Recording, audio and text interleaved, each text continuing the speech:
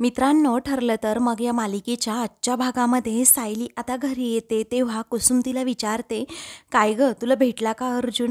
त्यावरती सायली म्हणते, हो मी त्यांना भेटले, त्यांच्या खोलीपर्यंत कशीबशी गेले, माझ्या मनातलं सगळं काही त्यांना सांगितलं आणि मगच इकडे आले. तेव्हा कुसुम आता खूपच खुश होते. आता कुसुम आणि सायली आनंदाने उड्या मारू लागतात. त्याच वेळी मात्र आता त्या दोघीही एकमेकींना मिठीसुद्धा मारतात. मग आता त्या दोघींचा धक्का लागून चुकूनच एक ग्लास तेथे किचनमध्ये पडतं. तर इकडे मधुभाऊ गाढ झोपलेले असतात आणि त्या आवाजामुळे आता मधुभाऊंना जाग येते आणि ते विचारतात, काय रे, काय झालं काय? त्यावेळी सायली पटकन मांजराचा आवाज करते. तर कुसुम तिला साथ देत शुक असं म्हणून मधुभाऊंना सांगते की काही नाही, मांजर आलं होतं. तेव्हा मधुभाऊ म्हणतात, ठीक आहे असं म्हणून ते झोपून घेतात. मग त्यानंतर त्या दोघीही खूप स्वतःवरच हसत असतात. इकडे कुसुम विचारते, काय गं तुला भेटून अर्जुन खुश झाला असेल ना? मग आता सायली म्हणते, हो झाले असतील, पण माझ्याबरोबर ते काही बोलले नाहीत गं. त्याच वेळी आता म्हणजे असं म्हणून कुसुम तिला विचारते, तिकडे काय काय झालं ते मला सांग. तर सायली आता तेथे घडलेला सर्व प्रसंग सांगू लागते की मी घरात तर जाऊ शकत नव्हते, म्हणून तेथे एक शिडी होती, त्या शिडीवरून चढले आणि तेथे रूमच्या खिडकीजवळ गेले तर हे तिथे बसलेले होते माझ्याकडे पाठ करून. मग मी त्यांना माझ्या मनातील सगळं सांगितलं, पण त्यांनी माझ्याकडे पाहिलंसुद्धा नाही.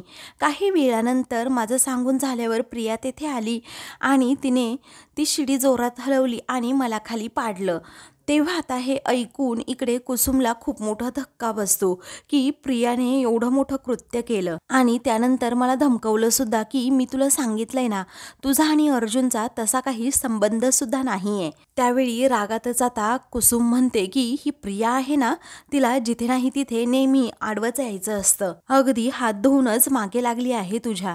त्यावेळी सायली म्हणते, बघ ना आता, आणि नंतर मला काही त्यांच्याशी तिने बोलूसुद्धा दिलं नाही आणि इतर सर्वांच्या मनात माझ्याबद्दल एवढं विष कालवलं आहे ना तिने की माझं कोणी काही ऐकून सुद्धा घेणार नाही. मग आता कुसुमला प्रश्न पडलेला असतो की एवढं सगळं झालं सायली, तुला त्या शिडीवरून खाली पाडलं, तू अर्जुनने प्रियाला अडवलं का नसेल? सायली म्हणते, मलाही तोच प्रश्न पडलाय, असं का झालं? मग पुढे आता सायली म्हणते, हो ना, मी एवढी वरून पडले, यांना आवाज गेला नसेल का गं? मग ते प्रियाला सुनवायला का नाही आले इकडे? असाच सायलीच्या आणि कुसुमच्या मनात प्रश्न निर्माण होतो. त्याच वेळी आता कुसुमचं मन राहवत नाही म्हणून ती म्हणते की अर्जुन असं का वागला ना, त्याचं उत्तर त्याला विचार, तू त्याला अगोदर फोन कर बरं. असं म्हणून सायली तिला फोन करायला सांगते. त्यावेळी प्रिया तेथे गेली असेल तर मग काय करायचं, कारण मी इकडे आल्यानंतर ती जर अर्जुन सरांच्या रूममध्ये असेल तर ते माझा कॉलसुद्धा रिसीव करणार नाहीत, असं सायली कुसुमला सांगते. पण जाऊ दे, मी त्यांना माझ्या मनातील सगळं काही सांगितलंय ना, मी वाटच बघते आता, कारण ते मला उद्या कॉल करतीलच किंवा मला इकडे भेटायला स्वतः येईल सुद्धा. असं म्हणून सायलीच्या मनात एक वेगळीच आशा निर्माण होते. तेव्हा कुसुम हसतच म्हणते की हो, येईल भेटायला तो तुला. तेव्हा आता त्या दोघीही खूपच खुश असतात. नक्की उद्या काय घडणार या आशेवरच सायली आता असते, कारण आता अर्जुन येईलच अशी आशा तिच्या मनात निर्माण झालेली असते. तर दुसरा दिवस उजाडतो. अर्जुन सायलीचं लग्न झालेलं असतं. दोघेही एकमेकांकडे खूप प्रेमाने पाहत असतात. त्यावेळी शेवटी हा दिवस आलाच, आपण दोघेही एकत्र आलोच असं सायली अर्जुनला म्हणते. त्यावेळी अर्जुन म्हणतो, आपल्या प्रेमाने किती परीक्षा दिल्या आहेत मिसेस सायली, पण शेवटी आपलं प्रेम हे जिंकलंच आणि आता आपल्याला इथून पुढे कोणीही वेगळं करू शकत नाही. असं म्हणून तो तिच्या गळ्यात आता मंगळसूत्र घालतो. तेव्हा सायली त्या मंगळसूत्राकडे पाहतच राहते. दोघेही अगदी छान असे लग्नासाठी तयार झालेले असतात. मंगळसूत्राकडे पाहत सायली खूपच गोडला असते आणि अर्जुनकडे पाहते. तेवढ्यातच भामटी प्रिया तेथे येते आणि सायली अर्जुनकडे पाहत विचारते, काय तुम्ही दोघांनी लग्न केलं? मी हे मान्यच करू शकत नाही, कारण अर्जुन, हे बघ, तुझी बायको फक्त आणि फक्त मीच होऊ शकते. त्यावेळी अर्जुन रागातच तिला म्हणतो, तू मला माझ्या डोळ्यांसमोर सुद्धा नको आहे, गेट लॉस्ट. असं म्हणून तो तिच्यावर आता खूपच भडकतो. तेव्हा प्रियाच्या तळपायाची आग मस्तकात जाते आणि मी हे मान्यच करणार नाही असं म्हणून ती सायलीचं मंगळसूत्रच तोडून टाकणार असते. तेव्हा अर्जुन प्रियाचा हात जोरातच पकडतो आणि तिच्यावर भडकतो. मग तेवढ्याच रागात अर्जुनने तिचा हात जेव्हा पकडलेला असतो तो रागातच तिला म्हणतो की अजिबात माझ्या बायकोच्या वाटेला जायचं नाही. आता तू अगोदर इथून निघ असं म्हणून तो प्रियाला जायला सांगतो. तेव्हा प्रिया रागातच दोघांकडे पाहते आणि मग पाय आपटतच तेथून जाते. तर आता अर्जुनने अगदी तिला हाकलूनच दिलेलं असतं.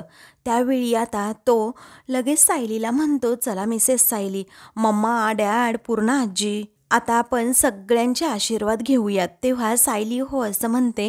अर्जुनचा हात पकडून आता ती निघालेली असते. चला तुमच्या हक्काच्या घरी चला असं म्हणून त्या दोघांचीही जोडी घरी आता लग्न करून आशीर्वाद घेण्यासाठी निघालेली असते.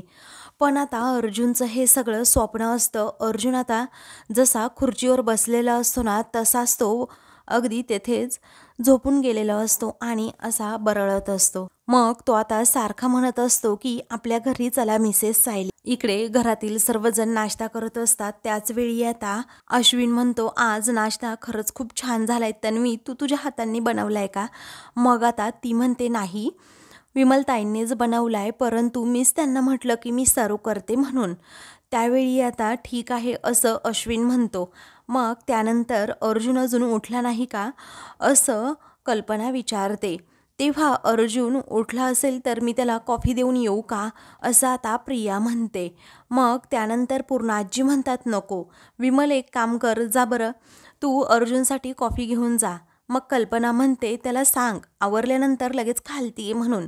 तेव्हा ठीक आहे असं विमल म्हणते आणि प्रियाला म्हणते की देताय ना कॉफीचा मग, त्यावेळी घ्या असं प्रिया जरा रागातच म्हणते. आता विमल तेथून गेल्यानंतर प्रिया लगेच सर्वांना सांगू लागते, मामा, मामी, पूर्ण आजी, मला खरं तर तुम्हाला टेन्शन येईल म्हणून ही गोष्ट सांगायची नव्हती, पण आता सांगावी लागणार आहे.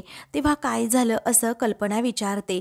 मग प्रिया सांगू लागते की हे काल सायली आली होती. हे ऐकताच घरातील सर्वांना मोठा धक्का बसतो.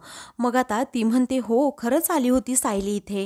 ती काल रात्री अर्जुनच्या रूममध्ये सुद्धा शिरण्याचा प्रयत्न करत होती. काल तिने वर जाण्यासाठी शिडीसुद्धा लावली होती, परंतु मी तिचा तो प्रयत्न हाणून पाडला मामा. तेव्हा आता सर्वांना आश्चर्याचा धक्काच बसतो की खरंच सायली इकडे आली होती का? त्यानंतर प्रिया म्हणते की ती आरडाओरडा करायला लागली होती, तरीही मी तिला इथून हाकलून लावलंच. मामा, मामी, मला तर खरंच खूप भीती वाटतेय. मला असं वाटतंय की ती सायली आहे ना आमचं लग्नच होऊ देणार नाही की काय. तेव्हा कल्पना आता रागातच विचारते, ही मुलगी खरंच खूप निर्लज्ज आहे ना, ही परत परत काय इथे येते तेच कळत नाही आणि आता तर चोरून ती आपल्या घरात सुद्धा शिरती आहे. मला तर खूप तिची आता भीती वाटायला लागली असं म्हणून कल्पना सर्वांना व्यवस्थित राहायला सांगते. तेव्हा ती आपलं काहीही करू शकत नाही आणि लग्नात कोणतंही विघ्न आणू शकत नाही असं प्रताप म्हणतो. त्यावेळी पूर्ण आजी म्हणतात, अरे पण ती लग्नात खरंच विघ्न आणेल का असं म्हणून आता पूर्ण आजींनाही टेन्शन येतं आणि मग त्या देवाकडे प्रार्थना करत म्हणतात, त्या मुलीला आमच्या घरापासून या लग्नापर्यंत तरी लांबच ठेव देवा. मग त्यानंतर सर्वजण आता खूप टेन्शनमध्ये येतात. तेव्हा प्रिया मनातच विचार करते, सायलीला या लग्नापासून, या घरापासून आणि माणसांपासून दूर ठेवण्यासाठी काहीतरी प्लॅन करावाच लागेल. आता तिचा जीव घ्यावा लागला ना तरीही चालेल, परंतु अर्जुनच्या जवळपास सुद्धा मी तिला अजिबात फिरकू देणार नाही. अर्जुन अजूनही एकटाच असा म्हणत असतो की मिसेस सायली चला ना प्लीज घरी चला ना. तस तेथे आता विमल येते आणि दार उघडून आतमध्ये येत म्हणते की हो अर्जुन दादा, मी तुमच्यासाठी कॉफी घेऊन आली आहे. तरीही अर्जुन ऐकत नाही, कारण तो पूर्णपणे ग्लानीत असतो आणि तो सारखाच म्हणत असतो, मिसेस सायली प्लीज चला ना आपल्या घरी. अर्जुन काहीच उत्तर देत नाही. हे पाहून ती जरा पुढे जाते आणि तेथे कॉफी ठेवत म्हणते, अर्जुन दादा अहो कॉफी पिऊन घ्या ना, ती थंड होऊन जाईल. तरीही अर्जुन ऐकत नाही. मग आता ती जरा त्याच्या हाताला हात लावते तर त्याचं अंग खूप गरम असतं, म्हणूनच ती खूप घाबरते आणि चेक करते तर खूप त्याला ताप आलेला असतो. मग आता ती म्हणते, अरे देवा, तुम्हाला तर खूप ताप भरलाय, मी थांबा हा अर्जुन दादा, लगेच अश्विनला बोलवते असं म्हणून ती आता लगेच अश्विन दादा असं म्हणून तिकडे हॉलमध्ये धाव घेते. तेव्हा घरातील सर्वजण आता विचारतात, काय झालं विमल, तू एवढी का घाबरली आहेस? तेव्हा आता ती सांगू लागते, अश्विन दादा, अहो अर्जुन दादांना खूप ताप आलाय, तुम्ही चला ना प्लीज पटकन, कारण ते पूर्णपणे ग्लानीत आहेत. हे ऐकून आता घरातील सर्वांना खूप मोठा धक्का बसतो. तेव्हा सर्वजण आता लगेच अर्जुनच्या रूमकडे धाव घेतात. मग त्यानंतर आता प्रिया लगेच बडबड करू लागते की पाहिलंत ना तुम्ही, आता काल ती सायली आली आणि इथे नजर लावून गेली. तेव्हा ती आता लगेच म्हणते, मामा मामी तुम्हाला अजूनही असंच वाटतंय का माझ्या लग्नात काही अपशकुन होणार नाही म्हणून? कारण काल ती सायली आली आणि इथे काय घडून बसलं, इथे माझ्या हातावरची मेहंदी रंगली नाही आणि तिथे तो अर्जुन आजारी पडलाय, हा अपशकुन नाही का मामा? असं म्हणून ती प्रतापला विचारते. तेव्हा प्रताप म्हणतो, या सगळ्या अंधश्रद्धा आहेत तन्वी, आणि तुझ्या मनामध्ये या अंधश्रद्धा कधीपासून यायला लागल्या?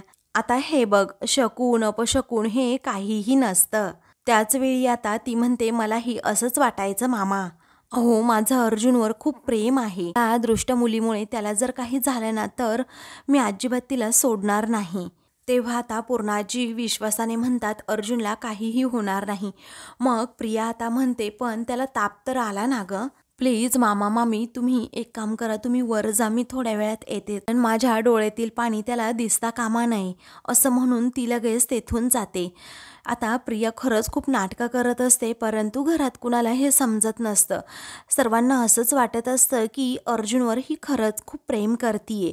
मग कल्पना म्हणते, तन्वी थांब बघ, तरीही आता तन्वीही थांबत नाही. मग आता पूर्णाजी म्हणतात, बिचारी तन्वी, तिला काय काय सहन करावं लागतंय. तेव्हा प्रताप आता म्हणतो, पूर्णाई तू इथेच थांब, आम्ही दोघेही जाऊन येतो तिकडे.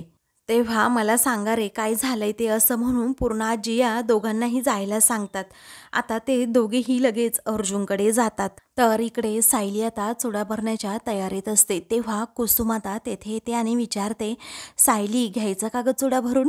मग आता सायली म्हणते, थांब हा, आपल्या इथे जरा पाहुणे येणार आहेत. तेव्हा कोण येणार आहे ग, असं कुसुम मधुभाऊंकडे पाहून विचारते. त्यावेळी तुला माहित आहे ना कोण येणार आहे? आता सायली म्हणते. तर कुसुम आपली गप्प बसते. मधुभाऊ आता सायलीकडे दुर्लक्ष करत असतात. काही वेळानंतर तेथे आता चैतन्य येतो आणि येऊ का असं विचारतो. त्यावेळी आता चैतन्य आतमध्ये येतो, मधुभाऊंना नमस्कार म्हणतो. तेव्हा मधुभाऊ आता रागातच त्याला म्हणतात, बसा. त्यावेळी आता चैतन्य तेथे सोफ्यावर बसतो आणि सायलीला विचारतो, मग काय चुडा भरण्याच्या तयारीत आहात ना? त्यावेळी सायली म्हणते, हो आज चुडा तर भरायचा आहे. पण तुम्हाला सांगू का चैतन्य भाऊजी, यांना सगळं काही सांगण्यासाठी मी काल घरी गेले होते. तेव्हा चैतन्याला धक्काच बसतो आणि तो विचारतो, काय घरी गेल्या होत्या? तेव्हा सायली म्हणते, हो मी घरी गेले होते. तेव्हा तो पुढे विचारतो, कसं गेल्या होत्या? मग आता मधुभाऊ विचारतात, काल रात्री मी इथेच होतो ना, मला विचारून जावंसं तुला वाटलं नाही का? त्याच वेळी आता सायली म्हणते, मधुभाऊ आपलं ठरलंय ना की तुम्ही मला माझे प्रयत्न करू देणार आहात म्हणून, आणि तुम्ही मध्ये मला अजिबात अडवणार नाही आहात. तेव्हा रागातच मधुभाऊ म्हणतात की यासाठी की मी मध्ये पडून काहीही उपयोग होणार नाही. आता एक गोष्ट लक्षात ठेव, तुझ्या कोणत्याही प्रयत्नाला यश हे मिळणारच नाही, असं म्हणून मधुभाऊ म्हणून ते खूपच चिडतात. तेव्हा सायली त्यांच्याकडे पाहतच राहते. त्यावेळी सायली आता हिंमत न हरता म्हणते की ते बघू आपण यश मिळते की नाही. असं आता सायलीने उत्तर दिल्यानंतर मधुभाऊ रागातच तेथून उठतात. बाहेर जात असताना म्हणतात की बघा, तुमचं तुम्हीच बघा काय बघायचंय ते. तर आता मधुभाऊ तिथून गेल्यानंतर चैतन्य म्हणतो, हे अजून चिडलेलेच आहे. तेव्हा कुसुम म्हणते, थांबा हा, असं म्हणून खिडकीतून डोकावून पाहते आणि मधुभाऊ गेलेत का याची खात्री करत चैतन्याला म्हणते, जाऊ द्या हो, साठी बुद्धी नाठी, बाकी काय दुसरं. तेव्हा सायली म्हणते, कुसुमताई. मग आता कुसुम एकदम गप्प होते. पुढे आता चैतन्य म्हणतो, बरं ते जाऊ द्या, सायली वहिनी काल तू घरी गेली होती तेव्हा काय काय बोलणं झालं तुमच्या दोघांमध्ये? मग आता सायली म्हणते, मी जे ठरवलं होतं ना ते सगळं काही त्यांना सांगितलंय, पण ते खुर्चीवर जसे बसले होते ना तसेच बसून राहिले, माझ्याबरोबर तर काहीच बोलले नाहीत. त्यावेळी चैतन्य विचारतो, काय काहीच बोलला नाही म्हणजे? अहो असं कसं, त्यांनी नंतर फोन केला का? त्यावेळी आता सायली म्हणते, नाही ना, मला तेच तर कळत नाहीये. पुढे आता चैतन्य म्हणतो, त्या घरात नक्की काय चाललंय ना हेच कळत नाहीये. आणि त्याचा फोनसुद्धा लागत नाहीये, कारण त्या प्रियाने ना सगळे रस्तेच बंद करून टाकलेत. त्यावेळी कुसुम आता खूपच चिडते आणि म्हणते, पण आता करायचं काय? त्या प्रियाने एवढं मोठं कारस्थान करून ठेवलंय, त्याचबरोबर तुम्हालाही घरातून बाहेर काढलंय. आता कुणाशी कॉन्टॅक्ट करायचा, आपण काय समजायचं? इकडे अर्जुनला अजूनही खूप ताप असतो. त्यावेळी आता अगोदर अश्विन हा टेम्परेचर चेक करतो, तर 102 एवढा ताप असतो. मग आता कल्पना म्हणते, अरे बापरे, अजून एवढा ताप आहे अर्जुनला. तेवढ्यातच आता तेथे विमल येते आणि म्हणते, ह्या थंड पाण्याच्या पट्ट्या जरा यांच्या डोक्यावर ठेवा. कल्पना हो असं म्हणते. सर्वजण आता काळजीत असतात. त्यानंतर आता अश्विन म्हणतो की आता त्याला बोलून काहीही उपयोग नाही आहे, मी त्याला एक इंजेक्शन देतो, म्हणजे संध्याकाळपर्यंत बरं वाटेल. तेव्हा ठीक आहे असं आता कल्पना आणि प्रताप दोघेही म्हणतात. प्रताप म्हणतो, कल्पना अगं त्याला काहीतरी खायला द्यायला हवं, कारण त्याच्या अंगात एवढी ताकदच नाही आहे. मग आता तो जरा शुद्धीवर आल्यावर मी देते त्याला खायला काहीतरी करून, असं कल्पना म्हणते. त्यावेळी विमल विचारते, वहिनी मी जरा कुकर लावू का? कल्पना म्हणते, हो लाव. तेव्हा विमल जात असताना तेवढ्यातच चैतन्याचा फोन तिला येतो. आता तेथे कल्पना आणि त्याचबरोबर प्रताप असल्यामुळे तिला काहीही कळत नाही, त्यामुळे ती पटकन बाहेर जाते. इकडे आता प्रिया नाटक करत बाहेर आलेली असते, कारण अर्जुनचं हे दुःख मला बघवत नाहीये असं सर्वांना सांगून ती अर्जुन समोर न जाता, त्याच्या तब्येतीची विचारपूस न करता लगेच साक्षीला कॉल करण्यासाठी बाहेर येते. मग इकडे साक्षी कॉल रिसीव करते आणि प्रियाला टोमणा मारून विचारते, काय ग, लग्नाच्या गडबडीमध्ये तुला माझी आठवण झाली, हे माझं भाग्यच समजायला हवं. तर साक्षी विचारते, काय ग, तुझी मेहंदी किती रंगली आहे? त्यावेळी प्रिया म्हणते की इथे माझ्या आयुष्यातील रंग उडण्याची वेळ आली आहे आणि तू माझ्या मेहंदीचं काय घेऊन बसलीस? तेव्हा साक्षी म्हणते, तू कसली आहेस ग प्रिया? त्या कुबेराने अख्खा खजिना जरी तुझ्यासमोर आणून टाकला ना, तरीही तू म्हणशील हे सोनं ना जरा हलक्याच प्रतीचं आहे. अगं कितीही द्या तुला तरीही तुझी तक्रार असते म्हणजे असतेच, असं म्हणून ती प्रियाला झापते. तेव्हा प्रिया म्हणते, अगं आता माझ्यासमोर कुबेर नाही तर यम उभा आहे, यम. तो पण त्या सायलीच्या रूपात, कारण ती अगं हात धुवूनच माझ्या पाठीमागे लागली आहे आणि तिने मला चॅलेंज सुद्धा दिला आहे की तिच्या नवऱ्याशी ती पुन्हा लग्न करणार म्हणून. असं म्हणून प्रिया टेन्शनमध्ये येते.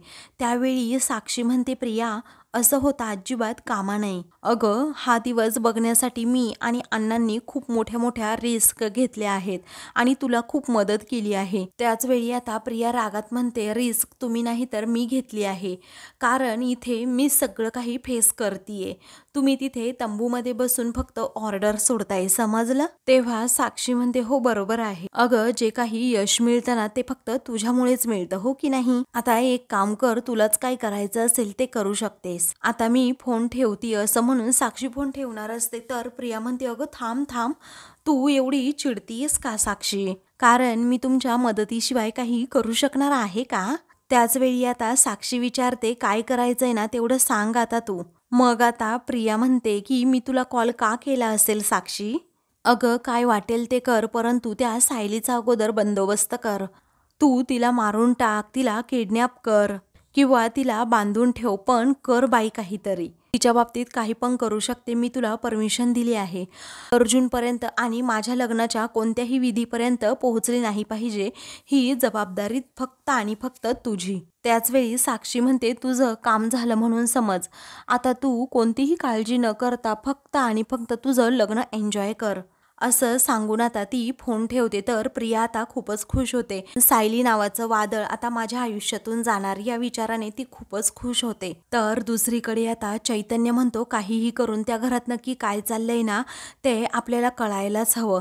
अर्जुन बिचारा एकटा पडलाय तिथे. सायली म्हणते, हो बरोबर आहे, काय करायचं बरं? तेव्हा आता सायली म्हणते, प्रियाने तर सगळ्यांवर जादू केली आहे, त्यामुळे सगळेजण तिचंच ऐकता आहेत. मग पुढे आता चैतन्य म्हणतो, हो ते ऐकतात, परंतु एक अशी व्यक्ती आहे जिच्यावर अजिबात त्या प्रियाची काळी जादू चाललेली नाही. तेव्हा कोण बरं असं तो विचारतो. तेव्हा विमलताई, असं सायली आनंदानेच म्हणते. त्यावेळी चैतन्य म्हणतो, हो विमलताई. कारण ती तुमच्यावर खूप मनापासून प्रेमात आहे आणि विमलताई आपल्याला नक्कीच मदत करेन असं मला वाटतं. तेव्हा सायली म्हणते की पण चैतन्य भाऊजी हे जर प्रियाला समजलं तर बिचाऱ्यांना उगीच महागात पडेल. त्याचवेळी चैतन्य म्हणतो हो ते बरोबर आहे. कुसुम म्हणते हो ना, तो तर खूप मोठा प्रश्न आहे. कारण विमलताई या घरी काम करतात आणि त्यांच्या पोटावर पाय देण्यासारखं होईल. त्याचबरोबर घरी मेहंदी काढणाऱ्या मुलीच्या तर त्या प्रियाने कानाखाली सुद्धा मारली होती आणि विमलताईंबद्दल जर समजलं तर तिथल्या तिथे त्या नोकरीवरून सुद्धा काढू शकतात. तेव्हा सायली आता चैतन्याला समजावू लागते की चैतन्य भाऊजी, अहो तुम्ही त्या घरातील एक सदस्य आहात तरीही तुम्हाला तिने घराबाहेर काढलं आहे. मग विमलताईंचा तरी ती काय मान ठेवणार? तेव्हा चैतन्य या गोष्टीचा आता खूपच विचार करतो आणि म्हणतो नाही, विमलताई अशा नाही आहेत, त्या कुणाला काही कळू देणार नाही. आपल्याला काहीतरी मार्ग नक्कीच सुचेल. मी त्यांच्याशी कॉन्टॅक्ट करतो, ते आपल्याला नक्कीच मदत करतील असं म्हणून तो जरा विमलला फोन करण्यासाठी बाहेर जातो. तर कुसुमला खूप आनंद होतो, पण सायली अजूनही टेन्शनमध्ये असते कारण पुढे काय होणार हेच तिला कळत नसतं. तर आता मित्रांनो, पुढील भागामध्ये सायलीचा चुडा भरण्याचा विधी असतो तेव्हा तिची मैत्रीण मंजिरी आणि सायलीकडे येते आणि तिला म्हणते की तुझा चुडा भरण्यासाठी खास पंढरपूरवरून तुझ्यासाठी हे बघ मी बांगड्या आणल्या आहेत, हा चुडा घे आणि आता चुडा भर. तेव्हा सायली खुश होते. मग आता तुझ्या लग्नामध्ये कोणतंही विघ्न येणार नाही, ही जबाबदारी माझी असेल असं राया म्हणतो. मी आता असं त्यांच्या खोलीतच शिरतो, त्यांना असं खांद्यावर टाकतो आणि तुमच्या समोर घेऊनच येतो. तो आता असं अर्जुनबद्दलच बोलत असतो आणि त्यानंतर राया खूप मोठी हिंमत करून खरंच सुभेदारांच्या घरी जातो आणि अर्जुनला असं खांद्यावर टाकून सायली समोर आणून उभं करतो. तेव्हा सायली आता अर्जुनला पाहून खूपच खुश होते. तर अर्जुनसुद्धा सायलीला पाहून खूप खुश होतो आणि तिच्याकडे पाहतच राहतो. अशाच मालिकेंचे पुढील भाग पाहण्यासाठी चॅनलला सबस्क्राईब करा.